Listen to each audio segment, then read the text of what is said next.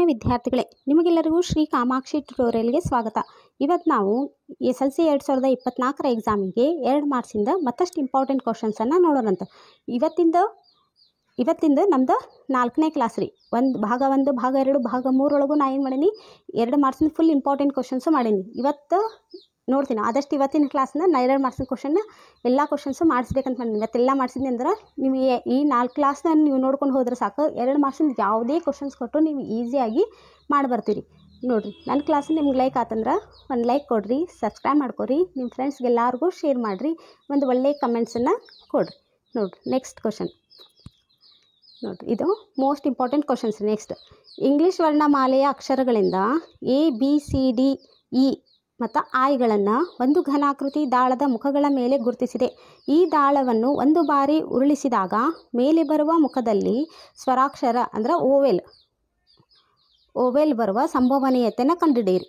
ಇದರ ಮಾಡ್ಬೋದು. ಅಥವಾ ಒಂದು ಆಟದಲ್ಲಿ ಒಂದು ಅವಕಾಶದ ಆಟದಲ್ಲಿ ಒಂದು ಸೂಚಕವು ಚಕ್ರಾಕಾರವಾಗಿ ತಿರುಗಿಸಿ 1, 2, 3, 4, 5, 6, 7, 8 ಈ ಅಂಕೆಗಳಲ್ಲಿ ಯಾವುದಾದರೊಂದು ಅಂಕೆಯನ್ನು ಸೂಚಿಸುವಂತೆ ನಿಶ್ಚಲವಾಗುತ್ತದೆ ಮತ್ತು ಇವೆಲ್ಲವೂ ಸಮಾನ ಸಾಧ್ಯತೆಗಳನ್ನು ಹೊಂದಿದೆ. ಸೂಚಕವು ಸೂಚಿಸುವ ಸಂಖ್ಯೆ ಒಂದು ಬೆಸ ಸಂಖ್ಯೆ ಆಗಿರುವ ಸಂಭವನೀಯತೆಯನ್ನು ಕಂಡುಹಿಡಿಬೇಕು. ನೋಡಿರಿ, ಯಾವ ರೀತಿ ಮಾಡಬೇಕು. ಮೊದಲೇದೇನು ಕೊಟ್ಟಾರ ನೋಡಿರಿ, ABCD ನೋಡಿರಿ, ಒಟ್ಟು ಟೋಟಲ್ ABCDE ಮತ್ತು I ಟೋಟಲ್ ಎಷ್ಟು ಇದಾವೆ? ಇವು 6. ಅದಕ್ಕೆ N(S) ನೋಡಿರಿ, N(S) 6. N(A) ಅಂದ್ರೆ AEIOU ಓವೆಲ್ಸ್. ಹೌದಾ, ಇದರೊಳಗೆ ಬಂದಿರೋದು ಓವೆಲ್ ಯಾವು? AEI. ಟೋಟಲ್ ಎಷ್ಟು ಬಂದಾವೆ? 3. P(A) N(A) N(A) ಅಂದರೆ ಎಷ್ಟು ಕೊಟ್ಟಾರ? 3/6. ನೋಡಿರಿ, 3/6 ನಾ ಇಷ್ಟ ಬರ್ತೀನಿ ಅಂದ್ರೆ ಓಕೆ, ಇಲ್ಲ ನಾ ಕಡ್ತಾ ಹೊಡೆದು 3 2 ಮಾಡ್ತೀನಿ ಅಂದ್ರೆ 1/2 ಬರ್ದು ಆನ್ಸರ್ ಕೊಡ್ತಾರೆ, ಮಾರ್ಕಸ್ ಕೊಡ್ತಾರೆ ನಿಮ್ಗೆ. ನೆಕ್ಸ್ಟ್ ನೋಡಿರಿ, ನೆಕ್ಸ್ಟ್ ಏನು ಕೊಟ್ಟಾರ ನೋಡಿರಿ, ಇವೆಷ್ಟು ಇದಾವಂತ? 1, 2, 3, 4, 5, 6, 7, 8. ಹೌದಾ, ಇವು 8ನ ಬರ್ಕೋರಿ. ಟೋಟಲ್ 1, 2, 3, 4, 5, 6, 7, 8 ಬೆಸ ಸಂಖ್ಯೆ ಬೀಳುವ ಅಷ್ಟು ದೊಡ್ಡ ಲೆಂದಿ ಕ್ವಶನ್ ಇದೇನು ನೋಡಿದ್ಕೊಳ್ಳಿಪ್ಪ, ಇದಿಷ್ಟು ದೊಡ್ಡ ಕ್ವಶನ್ ಐತಿ, ಇದನ್ನೇನು ನಾ ಮಾಡ್ಬರೋದು ಅಂಥೇಳಿ ನೋಡಿರಿ. ಸಂಭವನೀಯತೆ ಮೇಲೆ ಕ್ವಶನ್ ಇಷ್ಟ ದೊಡ್ಡ ಬಿಡ್ತಾವೆ, ಇದು ಲೆಕ್ಕ ಎಷ್ಟು ಈಸಿ ಇರ್ತಾವಂದ್ರೆ ಫುಲ್ ಅದರೊಳಗೆ ಏನು ಕೇಳಾರ ಬರೀ ಬೆಸ ಸಂಖ್ಯೆ. ಟೋಟಲ್ ಇರೋ ಎಷ್ಟು? 1, 2, 3, 4, 5, 6, 7, 8. ಅದ್ರಾಗ ಬೆಸ ಸಂಖ್ಯೆ ಬೀಳುವ ಸಂಭವನೀಯತೆಯನ್ನು ಬೆಸ ಸಂಖ್ಯೆಯನ್ನು ಸೂಚಿಸುವ ಸಂಭವನೀಯತೆ ಕಂಡಿಡಿ ಅಂದ್ರೆ ಬೆಸ ಸಂಖ್ಯೆ ಎಷ್ಟದಪ್ಪ? ಅದ್ರಾಗ N(S) 1 ರಿಂದ 8, N(S) 8 ಬರ್ರಿ. ಬೆಸ ಸಂಖ್ಯೆ ಅಂದ್ರೆ 1, 2 ಬೆಸ ಸಂಖ್ಯೆ ಅಂದ್ರೆ ಏನು? 1, 3, 5, 7. ಹೌದಾ, ಎಷ್ಟದಾವೆ? ಒಟ್ಟು 4. P(A) N(S) N(A) ಅಂದರೆ 4/8. 4 ಅಂದರೆ 4 2 8. P(A) 1/2. ನೋಡಿರಿ, ಈ ರೀತಿ ಮಾಡೋದು. ನೆಕ್ಸ್ಟ್, ಸ್ಪರ್ಶಕದ ರಚನೆ ನೋಡಿರಿ. ಎಷ್ಟು 2 ಮಾರ್ಕ್ಸಿನ ಇಂಪಾರ್ಟೆಂಟ್ ಕ್ವಶನ್ಸ್ ಮಾಡಿಲ್ಲ, ಯಾವ್ಯಾವ ರಿಪೀಟ್ ಆಗ್ಯಾವ ನೀವೇ ನೋಡಿರಿ. ಎಷ್ಟು ಇಂಪಾರ್ಟೆಂಟ್ ಕ್ವಶನ್ಸ್ ಅಂದ್ರೆ ಇವು. ನೀವು ಇಷ್ಟು ನೋಡ್ಕೊಂಡು ಹೋದ್ರೆ ಸಾಕು, ನೀವು ಆರಾಮಾಗಿ ಸ್ಕೋರ್ ಮಾಡಿ ಬರ್ತೀರಿ. ನೋಡಿರಿ, ನೆಕ್ಸ್ಟ್ ಕ್ವಶನ್. 4 ಸೆಂಟಿಮೀಟರ್ ತ್ರಿಜ್ಯವುಳ್ಳ ನೋಡಿರಿ, 4 ಸೆಂಟಿಮೀಟರ್ ತ್ರಿಜ್ಯವುಳ್ಳ ಫಸ್ಟ್ 4 ಸೆಂಟಿಮೀಟರ್ ತ್ರಿಜ್ಯವುಳ್ಳ ವೃತ್ತವನ್ನು ರಚಿಸಿ. ಅದರ 2 ಸ್ಪರ್ಶಕದ ನಡುವಿನ ಕೋನ ನೋಡಿರಿ, ಬರೀ ಸ್ಪರ್ಶಕದ ನಡುವಿನ ಕೋನ 60 ಡಿಗ್ರಿ ಇರುವಂತೆ ವೃತ್ತಕ್ಕೆ ಒಂದು ಜೊತೆ ಸ್ಪರ್ಶಕವನ್ನು ಎಳಿಬೇಕು. ನೋಡಿರಿ, ತ್ರಿಜ್ಯಗಳ ನಡುವಿನ ಕೋನ ಎಷ್ಟೈತಿ? ಯಾವಾಗ 180 60 ಕಳೆದು = 120. ಎಷ್ಟು ನೋಡಿರಿ, ಫಸ್ಟ್ ವೃತ್ತ ರಚಿಸಿದ್ರಿ. ಎಷ್ಟು ಕೊಟ್ಟಾರೆ? 4 ಸೆಂಟಿಮೀಟರ್ ತ್ರಿಜ್ಯ ತೊಗೊಂಡು ವೃತ್ತವನ್ನು ರಚಿಸ್ಕೊಂಡು ಇಲ್ಲಿ ಒಂದು ರೇಖೆ ಹೇಳ್ಕೊಂಡು ಕೋನ ಮಾಪ ಸಹಾಯದಿಂದ 120 ಡಿಗ್ರಿ ಕೋನ ರಚಿಸ್ಕೊರಿ. ಒಂದು ಅಳತೆ ತ್ರಿಜ್ಯ ತೊಗೊಂಡು ಇಲ್ಲಿ ನೋಡಿರಿ, ಇಲ್ಲಿಂದ ಒಂದು ಅಳತೆ ತ್ರಿಜ್ಯ ಅಂದ್ರೆ ಎಷ್ಟು ಯಾವುದರ ಅಳತೆ ತ್ರಿಜ್ಯ ತೊಗೊಂಡು ಈ ಬಿಂದು ಒಳಗೆ ತ್ರಿಜ್ಯ ಇಟ್ಕೊಂಡು ಅರ್ಧ ವೃತ್ತವನ್ನು ಎಳೀರಿ. ಇಲ್ಲಿಂದ ಅದ ತ್ರಿಜ್ಯ ಚೇಂಜ್ ಮಾಡಬಾರ್ದು. ಅಲ್ಲಿಂದ ಇಲ್ಲೊಂದು ಕ್ರಾಸ್ ತೆಗಿರಿ, ಮತ್ತು ಈ ಪಾಯಿಂಟ್ನಾಗ ಇಟ್ಕೊಂಡು ಇಲ್ಲೊಂದು ಕ್ರಾಸ್ ತೆಗಿರಿ. ಅದ ತ್ರಿಜ್ಯ ಇಲ್ಲಿ ಇಟ್ಕೊಂಡು ಇಲ್ಲಿಗೆ ಒಂದು ಕ್ರಾಸ್, ಮತ್ತು ಈ ಪಾಯಿಂಟ್ನಾಗ ಇಟ್ಕೊಂಡು ಇಲ್ಲೊಂದು ಈ ಸ್ಟ್ರೇಟ್ ಲೈನ್ ಹೇಳಿ. ಮತ್ತು ಅದ ತ್ರಿಜ್ಯ ತೊಗೊಂಡು ಈ ಪಾಯಿಂಟ್ನಾಗ ಇಟ್ಕೊಂಡು ಅರ್ಧ ವೃತ್ತ ತಗೋರಿ. ಇಲ್ಲಿಂದ ಮತ್ತು ಈ ಪಾಯಿಂಟ್ನಾಗ ಇಡ್ಬೇಕು ತ್ರಿಜ್ಯ. ಇಲ್ಲಿಟ್ಟು ಇಲ್ಲೊಂದು ಗೆರೆ ಇಟ್ಕೊರಿ. ಇಲ್ಲಿ ಪಾಯಿಂಟ್ನಾಗ ತ್ರಿಜ್ಯ ಇಟ್ಕೊಂಡು ಇಲ್ಲೊಂದು ಗೆರೆ, ಇಲ್ಲೇ ತ್ರಿಜ್ಯ ಇಟ್ಕೊಂಡು ಇಲ್ಲಿ ಕ್ರಾಸ್ ತೆಗಿಬೇಕು. ಇಲ್ಲಿ ತ್ರಿಜ್ಯ ಇಟ್ಟು ಕ್ರಾಸ್, ಇಷ್ಟು ಹೇಳಿದ್ರೆ ಸಾಕು. ಇಷ್ಟು ತೆಗೆದ್ರೆ ನಿಮಗೆ 2 ಮಾರ್ಕ್ಸಿನ ಕ್ವಶನ್ ಇದೆ. ನೋಡಿರಿ, ವೃತ್ತ ರಚನೆ ಮಾಡಿರ್ತಾರಲ್ಲ ಅದಕ್ಕೆ ಅರ್ಧ ಮಾರ್ಕ್ಸ್. ತ್ರಿಜ್ಯಗಳ ನಡುವಿನ ಕೋನ 120 ಗುರುತಿಸ್ಕೋತಿರಲ್ಲ ಅರ್ಧ ಮಾರ್ಕ್ಸ್. 2 ಸ್ಪರ್ಶಕ ರಚಿಸಿದ್ರೆ 1 ಮಾರ್ಕ್ಸ್. ಟೋಟಲ್ 2 ಮಾರ್ಕ್ಸಿನ ಕ್ವಶನ್. ನೋಡಿರಿ, ಬೇಕಂದ್ರೆ ನಿಮ್ಗೆ ಸ್ಪರ್ಶಕ ಎಷ್ಟು ರಚನೆ ಮಾಡೋದು ಏನೋ ಡೌಟ್ ಇದ್ರೆ ಕೇಳಿರ್ಬೇಕಂದ್ರೆ ನಾನು ನಿಮಗೆ ಯಾವ ರೀತಿ ರಚನೆ ಮಾಡ್ತಾರಂತ ಫುಲ್ ರಚನೆ ಮಾಡಿ ತೋರಿಸ್ತೀನಿ. ಇಷ್ಟು ನಾ ಹೇಳಿದ ಪ್ರಕಾರ ನೀವು ಮಾಡಿದ್ರೆ ಸಾಕು, ಬಂದ ಬರ್ತೈತೆ ಅದು. ನೋಡಿ, ನೆಕ್ಸ್ಟ್ ನೋಡ್ರಿ ಇಲ್ಲಿ ಡೈರೆಕ್ಟ್ ಪರ್ಟಿಕ್ಯುಲರ್ ಯಾವ ವಿಧಾನದಿಂದ ಮಾಡ್ಬೇಕಂತ ಕೊಟ್ಬಿಟ್ಟಾರ.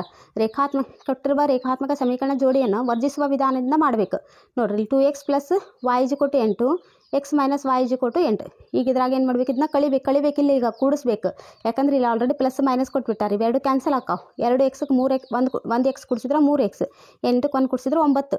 ನೋಡ್ರಿ ಈಗೇನಾಯ್ತು, 3x = 9 ಐತಿ ಅಂದ್ರೆ ಆ 3 ಇಲ್ಲಿ ಭಾಗಾಕಾರ ಆಗಿಬಿಡ್ತೈತಿ. 9 ಭಾಗಲೇ 3, 3 1 3, 3 9, x = 3. ಈ x = 3 ಬೆಲೆಯನ್ನು ನಾವು ಸಮೀಕರಣ 1 ಆದೇಶಿಸಬೇಕು. ನೋಡ್ರಿ 2 × 3 + y = 8, 3 2 6 + y ಹಂಗೆ ಬರ್ರಿ = 8, y = 8 + 6 ಈ ಕಡೆ ಬಂದ್ರೆ -6, y = 2. ನೋಡ್ರಿ x = 3, y = 2. ನೆಕ್ಸ್ಟ್ 5, 8, 11 ಈ ಸಮಾಂತರ ಶ್ರೇಣಿಯ 30ನೇ ಪದವನ್ನು ಸೂತ್ರವನ್ನು ಉಪಯೋಗಿಸಿ ಕಂಡುಹಿಡಿಬೇಕು. ನೋಡ್ರಿ 5, 8, 11 ಕೊಟ್ಟಾರ. ಇದ್ರೊಳಗೆ ಎ ಅಂದರೆ ಎಷ್ಟು, ಮೊದಲನೇ ಪದ 5, ಡಿ ಅಂದ್ರೆ ಸಾಮಾನ್ಯ ವ್ಯತ್ಯಾಸ. 8ರೊಳಗೆ ಹಿಂದಿನ ಪದ ಮುಂದಿನ ಪದ ಕಳಿಬೇಕು. 8ರಾಗ 5 ಕಳೆದ್ರೆ 3, n = 20. ಸಮಾಂತರ ಶ್ರೇಣಿ n ನೇ ಪದ ಕಂಡುಹಿಡಿಯೋ ಸೂತ್ರ n = a + n - 1 × d. ಹೌದಾ, a 30 ಕಂಡುಹಿಡಿ ಅಂದ್ರೆ a ಅಂದ್ರೆ 5 ನೋಡ್ರಿ ಪ್ಲಸ್ n ಅಂದ್ರೆ 30 - 1 × 3.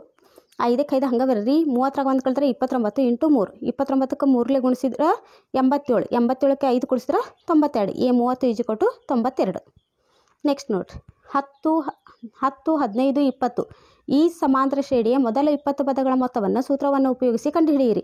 ಮೊದಲ 20 ಧನ ಪೂರ್ಣಾಂಕಗಳ ಮೊತ್ತವನ್ನು ಸೂತ್ರವನ್ನು ಉಪಯೋಗಿಸಿ ಕಂಡುಹಿಡಿಯಿರಿ. ಇದನ್ನಾರ ಮಾಡ್ರಿ, ಕ್ವಶನ್ ಇಲ್ಲ ನೀವು ಇದನ್ನಾರ ಮಾಡ್ಬೋದು. ಮೊದಲೇನು ಮಾಡ್ಕೋಬೇಕು, ನೋಡ್ರಿ ಎ ಅಂದರೆ ಎಷ್ಟು ಅಂತ ಇಲ್ಲೇ ಮೊದಲನ್ನ ಹಚ್ಕೋಬೇಕು. ಯಾವಾಗ 10, 15 ಮತ್ತು 20 ಕೊಟ್ಟಾರ. ಹೌದಾ, ಇದರೊಳಗೆ ಎ ಅಂದರೆ ಎಷ್ಟೈತಿ 10, ಡಿ ಅಂದ್ರೆ 15 - 10, ಹಿಂದಿನ ಪದ ಮುಂದಿನ ಪದ ಕಳ್ಬೇಕು. 15 - 10 ಅಂದ್ರೆ 5, n = 20, S20ನ ಕಂಡುಹಿಡಿ ಅಂದ್ರೆ SN ಸೂತ್ರ ಏನ್ರಿ, SN = n/2 2a + n - 1 × d. ಇದರೊಳಗೆ ಏನು ಮಾಡ್ಬೇಕೀಗ, ಎಲ್ಲ ಬೆಲೆಯನ್ನು ತುಂಬ್ರಿ. ನೋಡ್ರಿ S20 = 20/2. ನೋಡ್ರಿ 20/2 2 × 10 + 20 - 1 × 5. 2 1 2 10 20, 10 ಬರ್ರಿ 2 10 20, 20ರಾಗ 1 ಕಳೆದ್ರೆ 19 × 5. 10ಕ್ಕೆ ಹಂಗೆ ಬರ್ರಿ, 20ಕ್ಕೆ 20 ಹಂಗೆ ಬರ್ರಿ, 19 95. 10ಕ್ಕೆ ಹಂಗೆ ಬರ್ರಿ, 95ಕ್ಕೆ 20 ಕುಡಿಸಿದ್ರೆ 115. 115 10ಲೆ 1150. ಈ ರೀತಿ ಮಾಡ್ಬೇಕ್ರಿ. ನೆಕ್ಸ್ಟ್ ಕ್ವಶನ್ ಏನು ಕೊಟ್ಟಾರ, ಮೊದಲ 20 ಪೂರ್ಣಾಂಕಗಳ ಮೊತ್ತವನ್ನು ಸೂತ್ರವನ್ನು ಉಪಯೋಗಿಸಿ ಕಂಡುಹಿಡಬೇಕು. ಈ ಸೂತ್ರನೂ ನಾನು ನಿಮ್ಗೆ ಹೇಳಿಕೊಟ್ಟೇನೆ ರೀ. SN = n × n + 1/2. n ಅಂದರೆ 20 ಕೊಟ್ಬಿಟ್ಟಾರ. ಮೊದಲ 20 ಪದಗಳ ಮೊತ್ತ ಕಂಡುಹಿಡಿ ಅಂದ್ರೆ 20 ಹಚ್ಕೋಬೇಕು. S20 = 20 × 20 + 1 ಭಾಗಲೇ 2. 20ಕ್ಕೆ 20 ಹಂಗೆ ಇಡ್ರಿ, 20ಕ್ಕೆ 1 ಕುಡಿಸಿದ್ರೆ 21 ಭಾಗಲೇ 2. 2 1 2 10 20, 10 × 21 ಅಂದರೆ 210. ಈ ರೀತಿ ಮೊದಲ 20 ಮೊದಲ 40 ಪದಗಳ ಮೊತ್ತ ಕೊಟ್ಟರೆ ಇದನ್ನು ಈಸಿಯಾಗಿ ಮಾಡ್ಬೋದು. ಇದು ಲೆಕ್ಕ ಕೊಟ್ಟರೆ ಇದನ್ನು ಮಿಸ್ ಮಾಡೋಕೆ ಹೋಗ್ಬೇಡ್ರಿ, ಇದನ್ನ ಮಾಡಿರಿ. SN = n/2 ಮೊತ್ತ ಕಂಡುಹಿಡಿಯೋ ಸೂತ್ರದ ಮಾಡೋಕಿನ್ನ ಇದು ಬಹಳ ಈಸಿ ರೀ ಕ್ವಶನ್. ನೆಕ್ಸ್ಟ್ ನೋಡ್ರಿ x² + 5x + 2 = 0 ಇದರ ಮೂಲಗಳನ್ನು ವರ್ಗ ಸಮೀಕರಣದ ಸೂತ್ರವನ್ನು ಉಪಯೋಗಿಸಿ ಕಂಡುಹಿಡಿಬೇಕು. ನೋಡ್ರಿ ಇಲ್ಲಿ x² + 5x + 2 = 0, a² + bx + c = 0, a = 1, b = 5, c = 2. ಎರಡನ್ನ ಕಂಪೇರ್ ಮಾಡಿದ್ರು. ಇದನ್ನು x = -b ± √b² - 4ac. ಇದರೊಳಗೆ ಬೆಲೆ ತುಂಬಿದ್ರೆ -5 ± √b² ಅಂದ್ರೆ 5² -4 × 1 × 2 ಭಾಗಲೇ 2. -5ಕ್ಕೆ -5 ಹಂಗೆ ಬರ್ರಿ, 5 5 ಎಷ್ಟು ಬಂತು 25, 4 2 8 ಭಾಗಲೇ 2. ನೋಡಿರಿ ನೆಕ್ಸ್ಟ್ -5 ± √ಒಳಗೆ 25ರಾಗ 8 ಕಳೆದ್ರೆ 17 ಭಾಗಲೇ 2. ನೋಡಿರಿ ಇದನ್ನು ಒಮ್ಮೆ -5 ± √17/2 ಇದು ಏನಿದ್ರದ ಆನ್ಸರ್. ಯಾಕಂದ್ರೆ ಇಲ್ಲಿ ಇದ್ರ ವರ್ಗಮೂಲ ಅಂತೂ ಕಂಡುಹಿಡಿಯೋಕೆ ಬರೋಂಗಿಲ್ಲ. ಇದನ್ನು ಇಷ್ಟ ಇಟ್ಟರೆ ಸಾಕ್ರೆ ನಿಮ್ಗೆ ಆನ್ಸರ್ ಕೊಡ್ತಾರೆ, ಮಾರ್ಕ್ಸ್ ಕೊಡ್ತಾರೆ ನಿಮ್ಗೆ. ತಿಳಿತಲ್ಲ ಇದು. ನೋಡಿರಿ ನೆಕ್ಸ್ಟ್ ಕ್ವಶನ್ ನೋಡ್ರಿ, ವರ್ಗ ಸಮೀಕರಣದ ಮೇಲೆ ಎಷ್ಟು ಇಂಪಾರ್ಟೆಂಟ್ ಕ್ವಶನ್ಸ್. ವರ್ಗ ಸಮೀಕರಣಗಳು, ಸ್ಪರ್ಶಕ ರಚನೆ, ಸಂಭವನೀಯತೆ ಮೇಲೆ ಎಲ್ಲನೂ ಇಂಪಾರ್ಟೆಂಟ್ ಕ್ವಶನ್ಸ್ ಸರ್ ಇವೆಲ್ಲ. ನೆಕ್ಸ್ಟ್ ನೋಡ್ರಿ ಏನು ಕೊಟ್ಟಾರ, x² + 4x + 4 = 0 ವರ್ಗ ಸಮೀಕರಣದ ಶೋಧಕವನ್ನು ಕಂಡುಹಿಡಿದು ಮೂಲಗಳ ಸ್ವಭಾವವನ್ನು ಬರೆಯಿರಿ ಅಂದಾರ. ನೋಡ್ರಿ ಏನು ಮಾಡಬೇಕು, x² + 4x + 4 = 0 ಇದನ್ನು a² + bx + c = 0 ಕಂಪೇರ್ ಮಾಡಿದರೆ a = 1 ಮತ್ತು b = 4, c = 4. ಶೋಧಕ ಅಂದ್ರೆ ಏನು, b² - 4ac, b ಅಂದ್ರೆ 4² -4 × a ಅಂದ್ರೆ 1, c ಅಂದ್ರೆ 4. 4 4 16, ಇಲ್ಲಿ 4 4 16, 4 4 16, 16ರಾಗ 16 ಕದ್ರೆ 0. ಯಾವಾಗ ಡೆಲ್ಟಾ = 0 ಬಂತಂದ್ರೆ ಮೂಲಗಳ ಸ್ವಭಾವ ಏನಿರ್ತೈತಿ, ಎರಡು ಸಮನಾದ ವಾಸ್ತವ ಮೂಲಗಳನ್ನ ಏನಿರ್ತಿದ್ದು ಹೊಂದಿರ್ತೈತಿ. ಮೂಲಗಳ ಸ್ವಭಾವ ನೋಡ್ರಿ, ನಾನು ವರ್ಗ ಸಮೀಕರಣದ ಕ್ಲಾಸ್ ಮಾಡೀನಿ. ಆ ಕ್ಲಾಸ್ ಒಳಗೆ ಕೀ ಪಾಯಿಂಟ್ಸನ್ನಷ್ಟು ನೋಡ್ಕೊಂಡು ಹೋದ್ರೆ ಸಾಕು. ಇದನ್ನು ನೀವು ಡೆಲ್ಟಾ ಬೆಲೆ ಕಂಡು ಹಿಡಿದ ಅದು ಯಾವ ರೀತಿ ಮೂಲಗಳದಾವ ಅಂತ ಬರೆದ್ರೆ ನಿಮ್ಗೆ ಇಲ್ಲಿ 2 ಮಾರ್ಕ್ಸ್ ಈಸಿಯಾಗಿ ಸಿಗ್ತೈತ್ರಿ. ನೆಕ್ಸ್ಟ್ ನೋಡ್ರಿ, A 2,6 B 5,10 ಬಿಂದುಗಳ ನಡುವಿನ ದೂರವನ್ನು ದೂರ ಸೂತ್ರವನ್ನು ಉಪಯೋಗಿಸಿ ಕಂಡುಹಿಡಿಯಬೇಕು.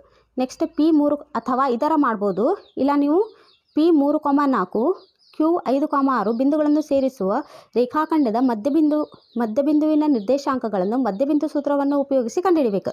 ನೋಡಿರಿ, ಎರಡು ಲೆಕ್ಕನೂ ಈಸಿ ಅದಾವೆ. ನೀವು ಪ್ರಾಕ್ಟೀಸ್ ಮಾಡ್ಕೊಂಡು ಹೋದ್ರೆ ನೀವು ಎಕ್ಸಾಮ್ನಾಗ ಯಾವ್ದು ಕೇಳಿದ್ರು ನೀವು ಅದನ್ನ ಮಾಡ್ಬರ್ಬೋದು. ಇನ್ನು ನೋಡಿರಿ, ಮೊದಲೇನು ಕೇಳ್ಯಾರ, A ಕೊಟ್ಟಾರ B ಕೊಟ್ಟಾರ, ಒಂದಕ್ಕೆ x1 y1 ತೊಗೋರಿ, ಇಂದು x2 y2 ತೊಗೋರಿ. ಮಧ್ಯಬಿಂದು ದೂರ ಕಂಡುಹಿಡಿಯೋ ಸೂತ್ರ ಏನು, D of x2 - x1 whole square y2 - y1 whole square. ನೋಡಿರಿ, ನೆನಪಿಲ್ಲ ಅಂದ್ರೆ ಇಲ್ಲಿ x1 y1 ಮಾಡಿಕೊಂಡು ಇಲ್ಲಿ x2 y2 ಮಾಡ್ಕೊಂಡ್ರೆ ನೋಡಿರಿ ತಡ್ರಿ, ಒಂದಿಲ್ಲಿ ಇದು x1 y1 ಐತಿ, ಇದು ಬಿಂದು x2 y2 ಐತಂದ್ರೆ ಈ x2 ಒಳಗೆ -x1 ಮಾಡೋದು, y2 y1 ಮಾಡೋದು. x2 ಸ್ಕ್ವೇರ್ ರೂಟ್ ಒಳಗೆ x2 - x1 whole square y2 - y1 whole square. x2 ಅಂದರೆ ಎಷ್ಟೈತಿ 5 -x1 ಅಂದ್ರೆ 2, y2 ಅಂದ್ರೆ 10 -y1 ಅಂದ್ರೆ 2. 5ರಾಗ 2 ಕಳೆದ್ರೆ 3 ಸ್ಕ್ವೇರ್, 10ರಾಗ 6 ಕಳೆದ್ರೆ 4 9, 4 4 16, 16 9 ಕೊಡ್ತಾರೆ 25. 25ರ ವರ್ಗ ಅಂದರೆ 5 5 25. ಅದಕ್ಕೆ D = 5 ಮಾನಗಳು. ನೆಕ್ಸ್ಟ್ ನೋಡಿರಿ, ಇನ್ನೊಂದು ಕ್ವಶನ್ ಹೇಳಿದ್ರು, ಮಧ್ಯಬಿಂದುವಿನ ಸೂತ್ರವನ್ನು ಉಪಯೋಗಿಸಿ ಕಂಡುಹಿಡಿ ಅಂದಿದ್ರು. ನೋಡಿರಿ, ಮಧ್ಯಬಿಂದುವಿನ ಸೂತ್ರ ಕೇಳಿದ್ರು ಈಸಿ, ದೂರ ಸೂತ್ರ ಕೇಳಿದ್ರು ಈಸಿ. ನೀವು ಎರಡೂ ಮನೆ ಒಳಗೆ ಪ್ರಾಕ್ಟೀಸ್ ಮಾಡ್ಕೊಂಡು ಹೋದ್ರೆ ನೀವು ಯಾವ್ದು ಬೇಕಾದರೂ ಈಸಿಯಾಗಿ ನೀವು ಮಾಡ್ಬರ್ಬೋದು. ನೋಡಿರಿ, ಇದು P Q ಕೊಟ್ಟಾರ, ಒಂದಕ್ಕೆ x1 y1 ತೊಗೋರಿ, x2 y2 ತೊಗೋರಿ. ಮಧ್ಯಬಿಂದುವಿನ ನಿರ್ದೇಶಾಂಕ ಕಂಡುಹಿಡಿಯೋ ಸೂತ್ರ ಏನು, x1 + x2 / 2 y1 + y2 / 2. ಇದರೊಳಗೆ x1 y1 ಬೆಲೆ x2 y2 ಬೆಲೆ ತುಂಬ್ರಿ. ಏನಾಕೈತಿದು ನೆಕ್ಸ್ಟ್ 3 + 5 / 2, 4 + 6 / 2. 5ಕ್ಕೆ 3 ಕೊಡ್ತೀರಿ 8 / 2, 6 4 10 / 2. 2 1 2 4, 2 1 2 5, 4,5 ಇದೆ ಆನ್ಸರ್. ನೋಡಿರಿ, ಎಷ್ಟು ಈಸಿ ಅದಾವ ಕ್ವಶನ್ಸ್. ನೆಕ್ಸ್ಟ್ ನೋಡಿರಿ, 10 ಸೆಂಟಿಮೀಟರ್. ನೋಡಿರಿ, 10 ಸೆಂಟಿಮೀಟರ್ ಉದ್ದವಿರುವ ಒಂದು ರೇಖಾಖಂಡವನ್ನು ಎಳೆಯಿರಿ ಮತ್ತು ಅದನ್ನು ಜಾಮಿತಿಯ ರಚನೆಯಿಂದ 2:3ರಲ್ಲಿ ವಿಭಾಗಿಸಬೇಕು. ನೋಡಿರಿ, AC ಅನುಪಾತ CD = ಎಷ್ಟೈತಿ 2:3. 10 ಸೆಂಟಿಮೀಟರ್ ರೇಖಾಖಂಡವನ್ನು ನೀವು ರಚಿಸಿದ್ರೆ ಅರ್ಧ ಮಾರ್ಕ್ಸ್.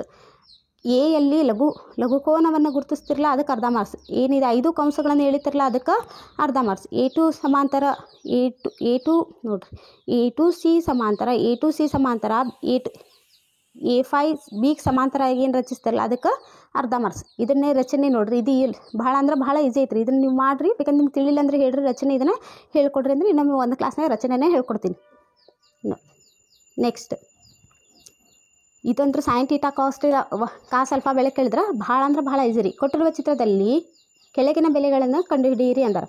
sin θ tan α ಬೆಲೆಯನ್ನು ಕಂಡುಹಿಡಬೇಕು. ಈ ಡಯಾಗ್ರಾಮ್ನ ಅವರು ಕೊಟ್ಬಿಟ್ರೆ 5 ಇದು ವಿಕರ್ಣ ನೋಡಿರಿ, 5 13 12 ಕೊಟ್ಟಾರ, ಹೌದಾ.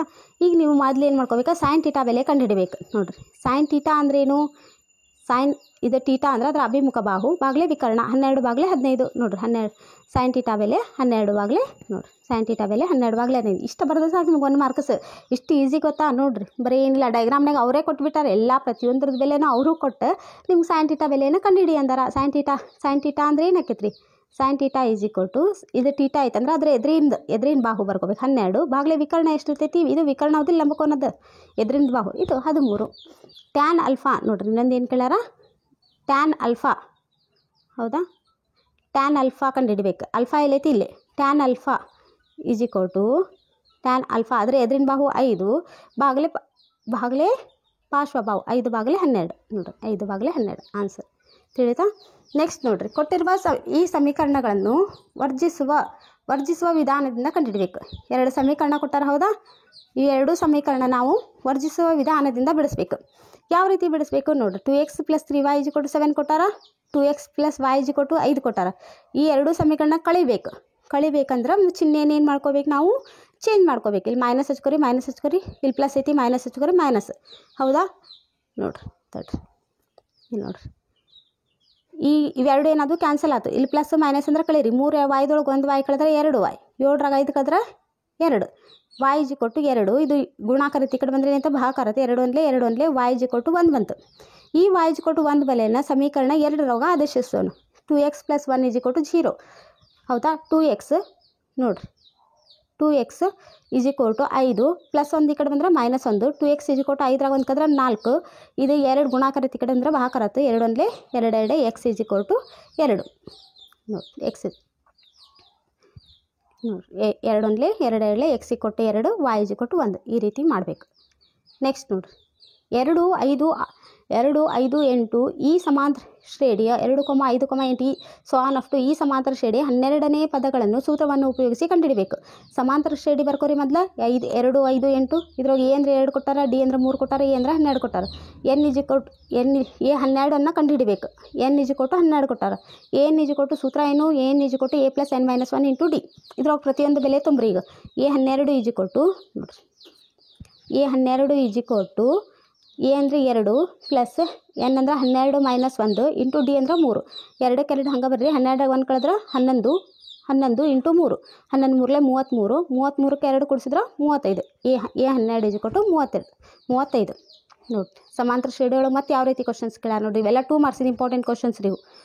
7 7 11 15 ಈ ಸಮಾಂತರ ಶ್ರೇಣಿಯ 16 ಪದಗಳವರೆಗಿನ ಮೊತ್ತವನ್ನು ಸೂತ್ರವನ್ನು ಉಪಯೋಗಿಸಿ ಕಂಡುಹಿಡಿಯಬೇಕು. ಅಥವಾ ಇದು ಮಾಡಿದ್ರೆ ಇದು ಮಾಡಿರಿ, ಇಲ್ಲಾಂದ್ರೆ 3 6 9 ಸ್ವಾನ್ ಅಫ್ ಟು ಈ ಸಮಾಂತರ ಶ್ರೇಣಿಯ ಎಷ್ಟು ಪದಗಳನ್ನು ಕೂಡಿಸಿದಾಗ ಮೊತ್ತ 165 ಆಗುತ್ತದೆ ಎಂಬುದನ್ನು ಕಂಡುಹಿಡಿಯಬೇಕು.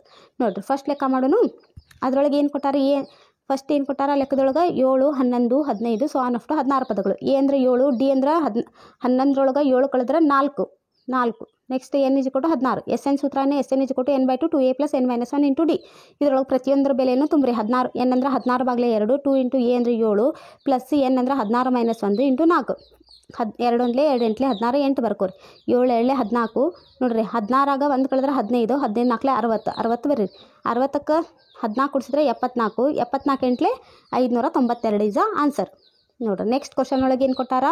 ಅಥವಾ ಅದರ ಮಾಡಿರಿ, ಇಲ್ಲ ಇದು ಈಸಿ ಅನಿಸಿದ್ರೆ ಇದು ಮಾಡಿರಿ. 3 6 9 ಸ್ವಾನ್ ಅಫ್ ಟು ಈ ಶ್ರೇಣಿಯಲ್ಲಿ ಎ ಅಂದರೆ ಏನು ಕೊಟ್ಟಾರ? 3, ಡಿ ಅಂದರೆ 6ಆಗ 3 ಕಳೆದ್ರೆ 3, S N is equal to 165 ಎನ್ನನ್ನು ಕಂಡುಹಿಡಿಬೇಕು. ಹೌದಾ? ಇದನ್ನು ನಾ ಯಾವ ರೀತಿ ಬರ್ಕೊತೀನಿ ಅಂದ್ರೆ 165 is equal to 3 plus 6 plus 9 ಸ್ವಾನ್ up to n ಪದಗಳವರೆಗೆ. ಹೌದಾ? 165 ಹಂಗೆ ಬರ್ರಿ. 3 ಕಾಮನ್ ತಗೋರಿ. ಇದ್ರೊಳಗೆ 3 ಕಾಮನ್ ತೆಗೆದ್ರೆ 3 ಒಂದಲೇ 3 3 2 6 3 3 9 ಸ್ವಾನ್ ಅಫ್ ಟು n ಪದಗಳವರೆಗೆ.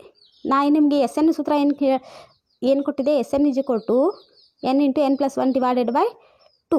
ಆ ಸೂತ್ರನ ಇಲ್ಲಿ ಉಪಯೋಗಿಸ್ಕೋ. 165 ಇದು 3 ಈ ಕಡೆ ಗುಣಾಕಾರ ಐತಿ, ಈ ಕಡೆ ಬಂದ್ರೆ ಭಾಗಾಕಾರ ಆಯ್ತು. ಇದ್ರದ್ದು 1 plus 2 plus 3 so on up to n ಪದಗಳವರೆಗೆ ಮೊತ್ತ ಕಂಡುಹಿಡಿಯೋ ಸೂತ್ರ ಏನೇ? n into n plus 1 divided by 2. ಈಗ 3 ಒಂದಲೇ 3 5 15 3 5 15 1 ಉಳಿತು 3 5 15 55 ಇಲ್ಲಿ ಬಂತು. ಇಲ್ಲಿ n into n plus 1 divided by 2 as it is ಇಡ್ರಿ. ನೆಕ್ಸ್ಟ್ ಏನು ಮಾಡ್ಕೊಳ್ಳೋಣ? ಓರೆ ಗುಣಾಕಾರ ಮಾಡೋಣ. ಇವೆಡ್ನ ಓರೆ ಗುಣಾಕಾರ ಮಾಡಿದ್ರೆ n into n plus 1 is equal to 55 into 2 ನೋಡಿರಿ. ಇದು ಇಲ್ಲಿ ಗುಣಾಕಾರ ಐತಿ, ಈ ಕಡೆ ಇದು ಭಾಗಾಕಾರ ಐತಿ, ಈ ಕಡೆ ಬಂದ್ರೆ ಗುಣಾಕಾರ ಆಯ್ತು. ನೆಕ್ಸ್ಟ್ ಏನು ಮಾಡ್ಕೋಬೇಕು? n ಇಂಟು n ಪ್ಲಸ್ 1 ನೋಡಿರಿ. ನೆಕ್ಸ್ಟ್ ಸ್ಟೆಪ್ನಾಗ n into n plus 1 is equal to 110. n into n plus 1 is equal to ಈ 110ನ ಹೆಂಗೆ ಬರ್ಬೋದು? 11 10 110. ಹೌದಾ? ಈಗ ಇದು ಯಾವ ರೂಪದಾಗ ಐತೆ ನೋಡಿರಿ. ಇಲ್ಲಿ n ಇಂಟು n ಪ್ಲಸ್ 1. ಹೌದಾ? ಇಲ್ಲೇ 10 ಇಂಟು 10 ಪ್ಲಸ್ 1 ಐತಿಲ್ಲ. ಹಾಗಂದ್ರೆ n ಇರೋ ಜಾಗದಾಗ ಎಷ್ಟು ಐತಿಲ್ಲ? 10. ಅದಕ್ಕೆ n ಈಸ್ ಈಕ್ವಲ್ ಟು 10. ದತ್ತ ಶ್ರೇಣಿಯ 10 ಪದಗಳ ಮೊತ್ತವು 165 ಆಗಿರುತ್ತದೆ. ನೋಡಿರಿ ಮತ್ತೆ ಶೋಧಕವನ್ನು ಕಂಡುಹಿಡಿಯೋದು ಕೇಳ್ಯಾರ. ಡೆಲ್ಟಾ ಬೆಲೆ ಕಂಡುಹಿಡಿದು ಅದರ ಮೂಲಗಳ ಸ್ವಭಾವವನ್ನು ಬರೀಬೇಕು. ನೋಡಿರಿ 4x² minus 12x plus 9 is equal to 0 ಈ ಸಮೀಕರಣದ ಶೋಧಕದ ಬೆಲೆಯನ್ನು ಕಂಡುಹಿಡಿದು ಮೂಲಗಳ ಸ್ವಭಾವವನ್ನು ಬರೀಬೇಕು. 4x² minus 12x plus 9 is equal to 0 ಹೊಸ್ಕೋರಿ. ಎ ಅಂದರೆ ಎಷ್ಟೈತೆ? 4, ಬಿ ಅಂದರೆ -12, ಸಿ ಅಂದರೆ 9. ಶೋಧಕ ಬೆಲೆ ಅಂದ್ರೆ ಶೋಧಕ is equal to delta is equal to b² minus 4ac. Delta is equal to b² ಅಂದರೆ -12² ಮೈನಸ್ 4ಕ್ಕೆ 4 ಹಂಗೆ ಇಡ್ರಿ. ಎ ಅಂದರೆ 4, ಸಿ ಅಂದರೆ 9. ಹೌದಾ? 12 12 144 ನೋಡ್ರಿ. 4 4 16 16 9 144 144 ಕಳೆದ್ರೆ 0. ಯಾವಾಗ delta is equal to 0 delta ಬೆಲೆ 0 ಅಂತಂದ್ರೆ ಮೂಲಗಳು ವಾಸ್ತವ ಮತ್ತು ಸಮನಾಗಿರ್ತಾವೆ. ಅದನ್ನು ಬರೀಬೇಕು ಮೂಲಗಳ ಸ್ವಭಾವನ. ಮತ್ತು ಯಾವ ರೀತಿ ಕ್ವಶನ್ ಕೇಳ್ಯಾರ ನೋಡ್ರಿ. x² minus 3x plus 1 is equal to 0 ಈ ಸಮೀಕರಣದ ಮೂಲಗಳನ್ನು ವರ್ಗ ಸಮೀಕರಣದ ಸೂತ್ರವನ್ನು ಉಪಯೋಗಿಸಿ ಕಂಡುಹಿಡಿಯಬೇಕು. x² minus 3x plus 1 is equal to 0. A ಅಂದರೆ ಎಷ್ಟೈತಿ? 1, ಬಿ ಅಂದರೆ -3, C is equal to 1. X is equal to ಸೂತ್ರ ಏನು? x equal to minus B plus or minus square root of b² minus 4ac divided by 2a. ಇದರೊಳಗೆ ಪ್ರತಿಯೊಂದರ ಬೆಲೆಯನ್ನು ತುಂಬ್ರಿ. Minus ಬರ್ರಿ. B ಅಂದರೆ -3 ಸ್ಕ್ವೇರ್ ರೂಟ್ ಆಫ್ ಬಿ ಅಂದರೆ -3 square minus 4 into A ಅಂದರೆ 1, C ಅಂದರೆ 1 ಭಾಗಲೆ 2a ಅಂದರೆ 2 into 1 minus into minus plus 3 plus or minus square root of b² ಅಂದರೆ 3 3 9 4 1 4 ಭಾಗಲೆ 2 3ಕ್ಕೆ 3 ಹಂಗೆ ಬರ್ರಿ, plus or minus square root of 9 4 ಕಳೆದ್ರೆ 5/2 ಒಮ್ಮೆ ಪ್ಲಸ್ ನೋಡಿರಿ, ಒಮ್ಮೆ ಪ್ಲಸ್ ಬರೀಬೇಕು, ಇದನ್ನು ಒಮ್ಮೆ ಮೈನಸ್ ಬರೀಬೇಕು. ಯಾಕಂದ್ರೆ ವರ್ಗ ಸಮೀಕರಣಕ್ಕೆ 2 ಮೂಲಗಳಿರ್ತಾವೆ. 3 plus root 5 divided by 2, 3 minus root 5 divided by 2 ಈ ರೀತಿ ಮಾಡ್ಬೇಕು ರೀ. ನೋಡಿರಿ ನೆಕ್ಸ್ಟ್ ಇಂಪಾರ್ಟೆಂಟ್ ಕ್ವಶನ್. ಚಿತ್ರದಲ್ಲಿ ಎ ಬಿ ಸಿ ಒಂದು ಲಂಬಕೋನ ತ್ರಿಭುಜ ಕೊಟ್ಟಾರ. ಒಂದು ಲಂಬಕೋನ ತ್ರಿಭುಜ ಕೊಟ್ಟು ಎ ಬಿ ಅಳತೆ ಕೊಟ್ಟಾರ, ಬಿ ಸಿ ಕೊಟ್ಟಾರ ಮತ್ತು ಎ ಸಿ ಕೊಟ್ಟಾರ.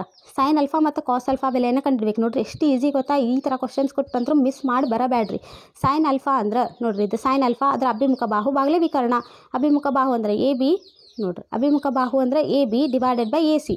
ಎ ಬಿ ಅಂದರೆ ಎಷ್ಟು ಕೊಟ್ಟರೆ 24/25, ಹೌದಾ.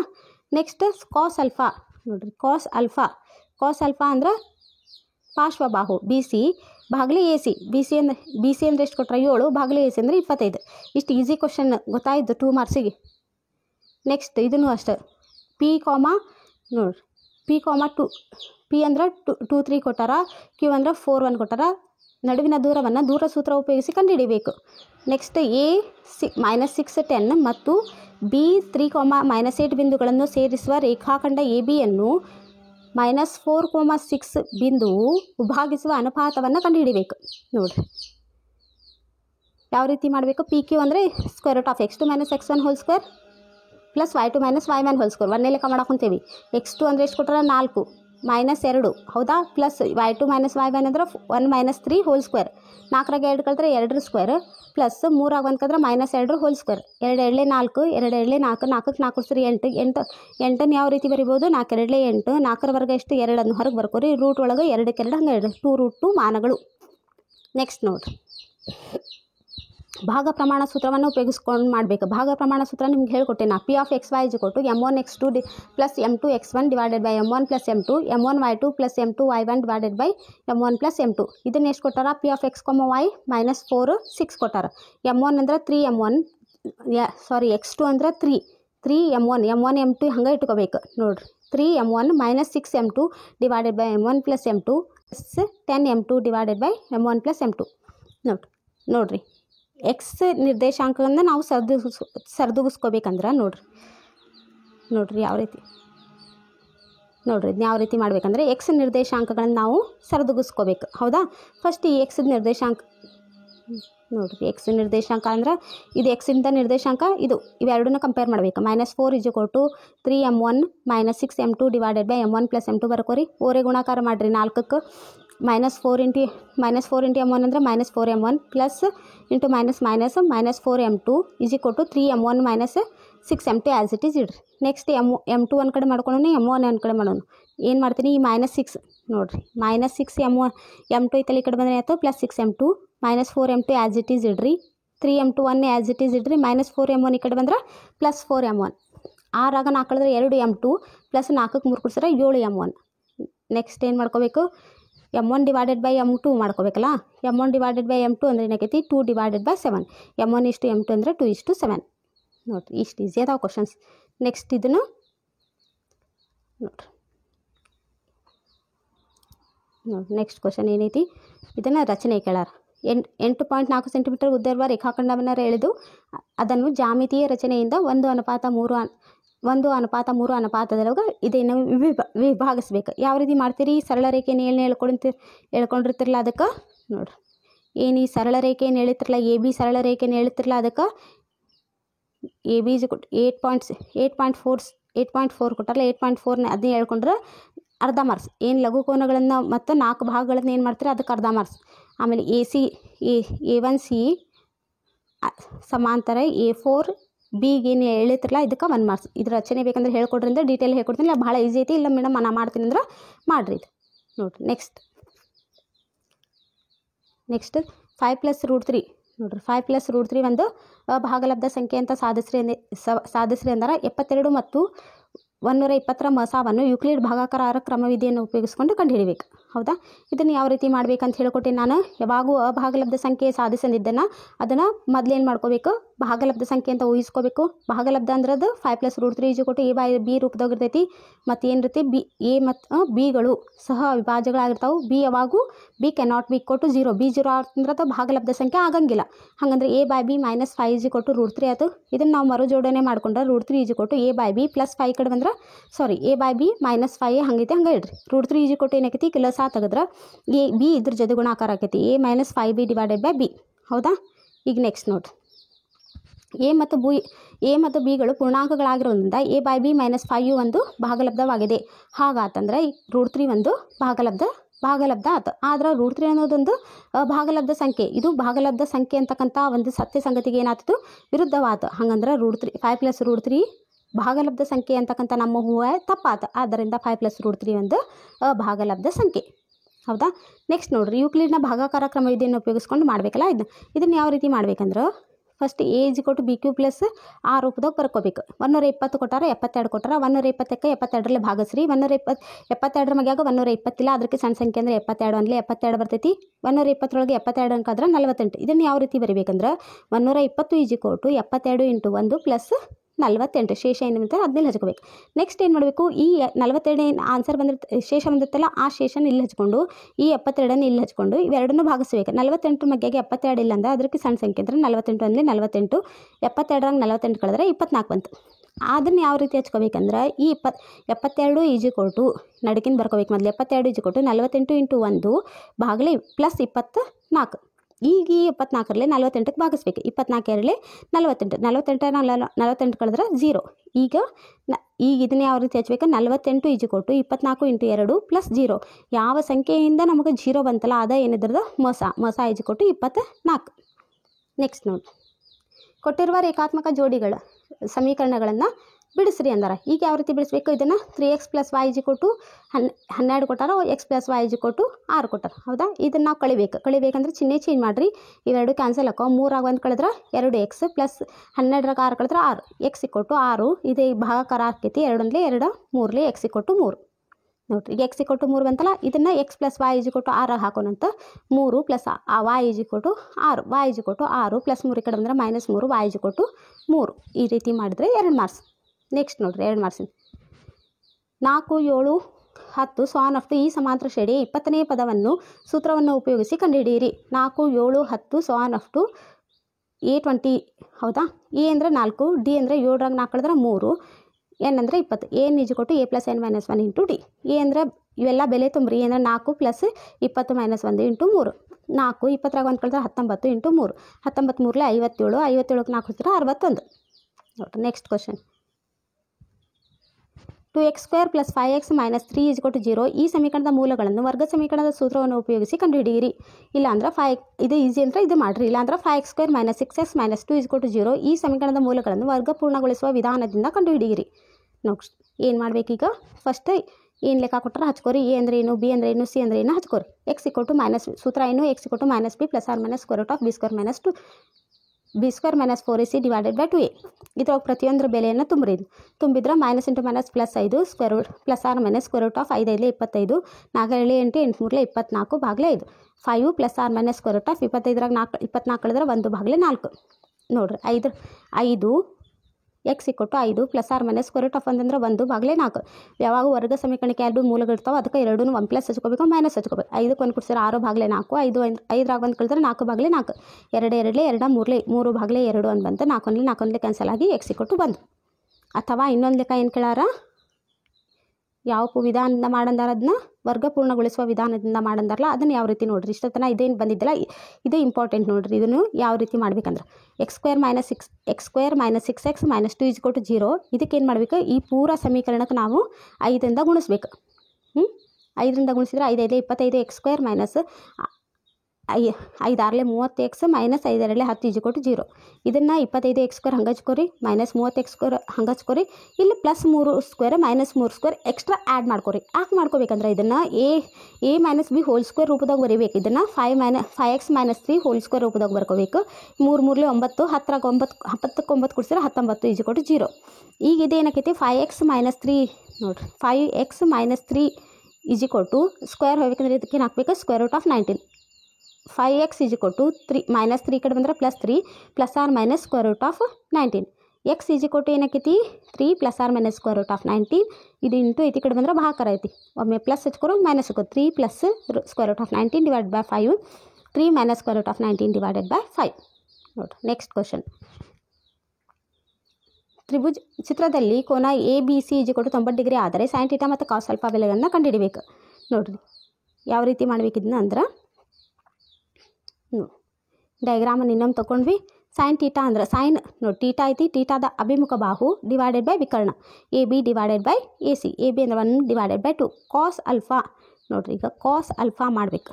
ಕಾಸ್ ಅಲ್ಫಾ ಅಂದ್ರೆ ಅದ್ರದ್ದು ಇದು ಅಭಿಮುಖ, ಇದ್ರದ್ದು ಪಾರ್ಶ್ವಬಾಹು ಬಾಗಲೇ ವಿಕರ್ಣ. ಇದ್ರದ್ದು ಪಾರ್ಶ್ವಬಾಹು ಇದಾಕಿದೆ A B divided by A C. A B ಅಂದ್ರೆ 1/2, ಎ ಬಿ ಅಂದ್ರೆ 1 ಡಿವೈಡೆಡ್ ಬೈ ಎ ಸಿ ಅಂದ್ರೆ 2, 1 ಡಿವೈಡೆಡ್ ಬೈ 2. ನೆಕ್ಸ್ಟ್ ನೋಡ್ರಿ, ಒಂದು ಪೆಟ್ಟಿಗೆಯಲ್ಲಿ 9ರಿಂದ 19ರವರೆಗಿನ ಒಟ್ಟು 19ರವರೆಗಿನ ಸಂಖ್ಯೆಗಳನ್ನು ನಮೂದಿಸಿರುವ ಕಾರ್ಡುಗಳಿವೆ. ಪೆಟ್ಟಿಗೆಯಿಂದ ಯಾದೃಚ್ಛಿಕವಾಗಿ ಒಂದು ಕಾರ್ಡನ್ನು ತೆಗೆದಾಗ ಅದು ಅವಿಭಾಜ್ಯ ಸಂಖ್ಯೆ ಆಗಿರುವ ಸಂಭವನೀಯತೆಯನ್ನು ಕಂಡುಹಿಡಬೇಕು. ಎಸ್ ಇಜಿಕೊಟ್ಟು ಬರ್ಕೊಂಡ್ರಿ 1ರಿಂದ 19, ಹಾಗಂದ್ರೆ ಎನ್ ಆಫ್ ಎಸ್ ಇಜಿಕೊಟ್ಟು ಎಷ್ಟು ಅದಾವು 9ರಿಂದ 19 ತನಕ ಟೋಟಲ್ ಸಂಖ್ಯೆ ಅದಾವ ಅಂದ್ರೆ 11. ಅವಿಭಾಜ್ಯ ಸಂಖ್ಯೆಗಳು ಅಂದ್ರೆ ಅದು ಯಾವ ಮಗ್ಗಿಯಾಗಿರಬಾರ್ದು, ಬರೀ ಅದರದೊಂದು ಮಗ್ಗಿಯಾಗಿರ್ಬೇಕು. ನೋಡಿ 11, 13, 17, 19 ಈ ಒಟ್ಟು ಎಷ್ಟು ಅದಾವು ಎನ್ ಆಫ್ ಎ ಇಜಿಕೊಟ್ಟು 4. ಪಿ ಆಫ್ ಎ ಇಜಿಕೊಟ್ಟು N of A divide by N of S. N of A ಅಂದರೆ 4 ಬಾಗಿಲೆ ಎನ್ ಆಫ್ ಎಸ್ ಅಂದರೆ 11, 4 ಬಾಗಿಲೆ 11 ಇದ್ರದ ಆನ್ಸರ್. ನೋಡ್ರಿ ನೆಕ್ಸ್ಟ್ ಕ್ವಶನ್. ಚಿತ್ರದಲ್ಲಿ ಎ ಬಿ ಸಿ ಡಿ ಒಂದು ತ್ರಾಪಿಜ್ಯ ಐತಿ. ಅದ್ರಾಗ ಎ ಬಿ ಸಮಾಂತರ D C, B C perpendicular to D C ಆಗಿದೆ. A B ಇಜಿಕೊಟ್ಟು 6 centimetre, C D ಇಜಿಕೊಟ್ಟು 10 ಸೆಂಟಿಮೀಟರ್, ಎ ಡಿ ಇಜಿಕೊಟ್ಟು 5 ಸೆಂಟಿಮೀಟರ್ ಆದರೆ ಸಮಾಂತರ ಬಾಹುಗಳ ನಡುವಿನ ದೂರವನ್ನು ಏನು ಮಾಡಬೇಕು ಕಂಡುಹಿಡಿಬೇಕು. ನೋಡ್ರಿ ಫಸ್ಟ್ ಇದ್ರದ್ದು ಏನು ಮಾಡ್ಕೋಬೇಕು, ಈ ಬಾಹು ಇದನ್ನು ಕಂಡುಹಿಡಿಬೇಕಲ್ಲ, ಇದನ್ನು ಫಸ್ಟ್ ರಚನೆ ಮಾಡ್ಕೋಬೇಕು. ಎ ಇ ಸಮಾಂತರ ಡಿ ಸಿಯನ್ನೇ ಹೇಳ್ಕೋಬೇಕು. ಅವಾಗಿದ್ದು ಎ ಬಿ ಸಿ ಇ ಒಂದು ಏನಾಗ್ತಿದ್ದು ಆಯತ ಆತು. ಯಾವಾಗ ಆಯತದೊಳಗೆ ಏನಿರ್ತಾವೆ ಅಭಿಮುಖ ಬಾಹುಗಳು ಸಣ್ಣಾಗಿರ್ತಾವೆ. ಅದಕ್ಕೆ E C is equal to A B ಇಜಿಕೊಟ್ಟು 6 centimetre. D C is equal to ಏನಾಕೈತಿ ನೋಡ್ರಿ, ಡಿ ಸಿ ಇಜಿಕೊಟ್ಟು ಈ ಪೂರಾ ಡಿ ಸಿ ಇಜಿಕೊಟ್ಟು ಏನಾಕೈತಿ, D C is equal to D E plus E C. ಹೌದಾ, D E plus E C. D C ಅಂದ್ರೆ 10, D E plus E C ಹಂಗೆ ಹಚ್ಕೊರಿ. Next ಏನು ಹಚ್ಕೊರಿ, ಡಿ ಆ್ಯಸ್ ಇಟ್ ಈಸ್ ಇಡ್ರಿ, ಡಿ 10ಕ್ಕೆ 10 ಹಂಗೆ ಇಡ್ರಿ, ಡಿ ಆ್ಯಸ್ ಇಟ್ ಈಸ್ ಇಡ್ರಿ. ಇ ಸಿ ಅಂದ್ರೆ 10. ಡಿ ಇ ಇಜಿಕೊಟ್ಟು ಏನಾಕೈತಿ 10 ಪ್ಲಸ್ 6 ಈ ಕಡೆ ಬಂದ್ರೆ -6, 10ರಾಗ 6 ಕಳೆದ್ರೆ 4. ನೋಡಿರಿ ಎ ಡಿ ಸ್ಕ್ವೇರ್ ಇಜಿಕೊಟ್ಟು ಏನೈತಿ, A D square is equal to A E square plus D E square. ನೋಡಿರಿ ಎ ಡಿ ಸ್ಕ್ವೇರ್ ವಿಕರ್ಣದ ವರ್ಗವು ಉಳಿದೆರಡು ಭಾಗಗಳ ವರ್ಗಗಳ ಮೊತ್ತಕ್ಕೆ ಸಮ ಆಯ್ತು. A D square is equal to A E square plus D E square. ಅದನ್ನು ಇಲ್ಲಿ ಹಚ್ಕೋಬೇಕು. ಈಗ ಎ ಡಿ ಅಂದರೆ 5 square plus A E square ಹಂಗೆ ಇಡ್ರಿ. ಇದೇನೈತಿ ಡಿ ಇ ಸ್ಕ್ವೇರ್ ಅಂದರೆ 4 ಸ್ಕ್ವೇರ್. 5 25, ಎ ಇ ಸ್ಕ್ವೇರ್ ಹಂಗೆ ಇಡ್ರಿ. 4 4 16. 25ರಾಗ 16 ಕಳೆದ್ರೆ 9. 9ರವರೆಗ ಎಷ್ಟು 3. A E is equal to 3 centimetre. ಇದು ಸಮಾಂತರ ಬಾಹುಗಳ ನಡುವಿನ ಅಂತರ. ತಿಳಿತಲ್ಲ ಇದು. ನೆಕ್ಸ್ಟ್ ನೋಡ್ರಿ 4 ಸೆಂಟಿಮೀಟರ್. ನೋಡ್ರಿ ಎಷ್ಟು ಸಲ ರಿಪೀಟ್ ಆಗೈತಿ ಇದನ್ನ ನೋಡ್ರಿ. 4 ಸೆಂಟಿಮೀಟರ್ ತ್ರಿಜ್ಯವರ ವೃತ್ತವನ್ನು ರಚಿಸಿ ಸ್ಪರ್ಶಕಗಳ ನಡುವಿನ ಕೋನ 60 ಡಿಗ್ರಿ ಇರುವಂತೆ ಒಂದು ವೃತ್ತಕ್ಕೆ ಒಂದು ಜೊತೆ ಸ್ಪರ್ಶಕವನ್ನು ಎಳಿಬೇಕು. ನೋಡ್ರಿ ಸ್ಪರ್ಶಕ ನಡುವಿನ ಕೋನ ಮಾಡ್ಕೋಬೇಕು. ಯಾವಾಗ 180 60 ಕಳೆದ್ರೆ 120 ಹಚ್ಕೊಂಡು ಈ ರೀತಿ ನಾವು ರಚನೆಯನ್ನು ಮಾಡಬೇಕು. ರಚನೆ ನಿಮ್ಗೆ ಇಷ್ಟು ಎಲ್ಲ ಕ್ಲಾಸ್ನಾಗೂ ಹೇಳ್ಕೊಟ್ಟೇನೆ ರೀ. ಒಂದು ವೃತ್ತ ರಚಿಸ್ರಿ, 160 ಡಿಗ್ರಿ ಕೋನ ನಟ್ಕೊಂಡು ಒಂದು ತ್ರಿಜ್ಯದ ಅಳತೆ ಇಟ್ಕೊಂಡು ಇವೆರಡೂ ಮಾಡಿಕೊಂಡು ಈ ಕಡೆನೂ ಸೇಮ್ ತ್ರಿಜ್ಯದ ಮಾಡ್ಕೊಂಡ್ರೆ ಅಂದರೆ ಎರಡೂ ಹೇಳಿದ್ರೆ ಮಾಡಿದ್ರೆ ಆತ್ರಿ. ನೋಡ್ರಿ ಯಾವಾಗೂ ಏನು 4 ಸೆಂಟಿಮೀಟರ್ ತ್ರಿಜ್ಯನ ವೃತ್ತ ರಚಿಸಿದ್ರಲ್ಲ ಅದಕ್ಕೆ ಅರ್ಧ ಮಾರ್ಕ್ಸ್. 2 ಕಂಸಗಳನ್ನು ರಚಿಸಿದ್ರೆ ಅರ್ಧ ಮಾರ್ಕ್ಸ್, 2 ಸ್ಪರ್ಶಗಳನ್ನು ರಚಿಸಿದ್ರೆ 1 ಮಾರ್ಕ್ಸ್. ತಿಳಿತಲ್ಲ ಇದು. ನೋಡ್ರಿ ಇಷ್ಟು ಕ್ವಶನ್ಸ್ 2 ಮಾರ್ಕ್ಸಿಂದ ಏನೇನು ಇಂಪಾರ್ಟೆಂಟ್ ಕ್ವಶನ್ಸ್ ಇದಾವಲ್ಲ ಎಲ್ಲ ಕ್ವಶನ್ಸು ಮಾಡ್ಸೇನಿ ರೀ ನಾನು. ಇವು 4 ಕ್ಲಾಸ್ ಭಾಗ 1ರಿಂದ ಭಾಗ 4 ಇಷ್ಟು ಕ್ಲಾಸ್ ನೀವು ನೋಡ್ಕೊಂಡು ಹೋದ್ರೆ ಸಾಕು. 2 ಮಾರ್ಕ್ಸಿಂದ 1 ಕ್ವಶನ್ಸು ನೀವು ಮಿಸ್ ಮಾಡಿ ಬರಂಗಿಲ್ಲ ರೀ. ನೋಡಿರಿ ನನ್ನ ಕ್ಲಾಸ್ ನಿಮ್ಗೆ ಲೈಕ್ ಆತಂದ್ರೆ ಒಂದು ಲೈಕ್ ಮಾಡಿರಿ, ಸಬ್ಸ್ಕ್ರೈಬ್ ಮಾಡ್ಕೊರಿ, ನಿಮ್ಮ ಫ್ರೆಂಡ್ಸ್ಗೆ ಎಲ್ಲರಿಗೂ ಶೇರ್ ಮಾಡಿರಿ. ನೋಡಿರಿ ಏನು ಅನ್ನಿಸ್ತು ಅನ್ನೋದನ್ನು ಕಮೆಂಟ್ಸ್ ಮಾಡಿರಿ. Thank you.